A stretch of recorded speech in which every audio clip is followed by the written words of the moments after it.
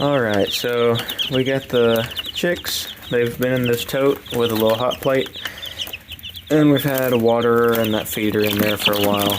But they're almost 2 weeks old now, and they've definitely outgrown this tote. There's only so much room for them to run around. They kind of gather on top of the plate. I'm going to move them into a new brooder setup, and I'll show you what we're using for that brooder. First thing first, I'm going to clean all the poop off of this little hot plate. I'm just going to scrape it into our garden that we have right here. Scrape all the poop into there.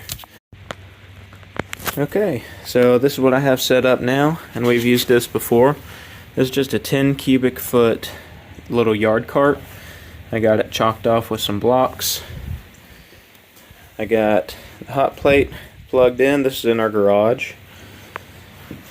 I have this little pedestal here for a planter, and they can kind of just use it as a deck. I'm keeping it up on this so that they're not try to avoid them kicking too many shavings into the water, but the feeder fits on here too.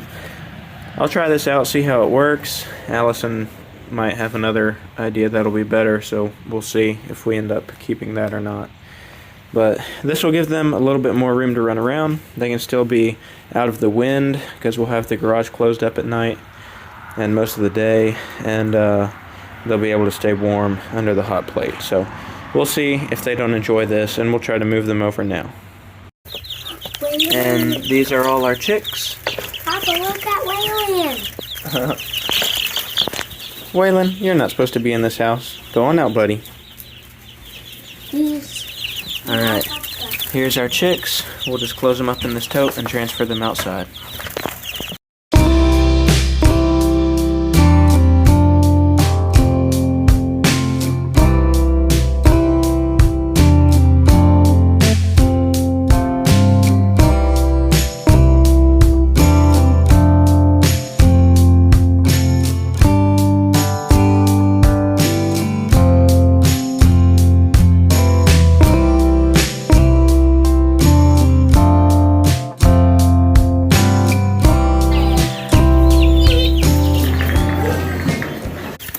So this is the new brooder setup. It'll get them through a little bit longer.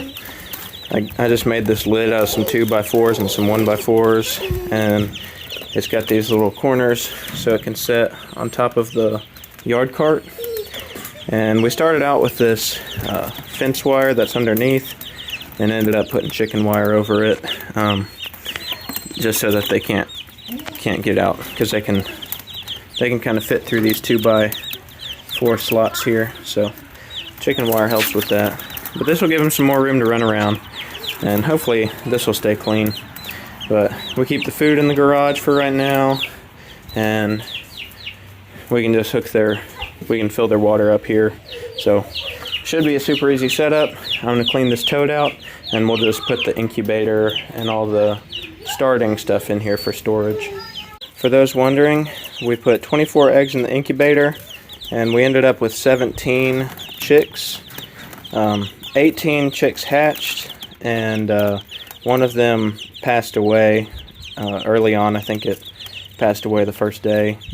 One of the chicks, and I wish I had recorded it, it didn't hatch, and it had been stuck in the egg for over 24 hours, and it was starting to struggle. It was chirping and trying to move, but it just couldn't hatch. And we ended up helping that chick hatch, and it did live. So we went slow with it. We made sure that there was no blood or anything. It wasn't attached to the egg anymore.